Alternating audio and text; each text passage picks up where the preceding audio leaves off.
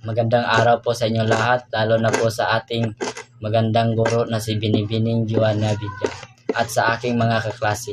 Ako nga po pala si Gerson Ministerio at ang ating pag-uusapan ay ang wikang pambansa. Ang wikang pambansa na ating tinatawag na Pilipino ay higit pa sa isang paraan ng pakikipag-usap.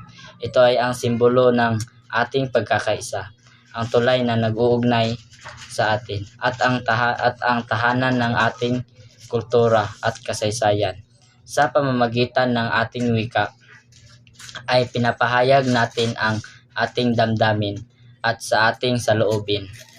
Sa ating mga pangarap, ito ang dahilan sa ating pag-unlad at ito din ang tulay para tayong lahat ay magkakaunawa at magkakaisa.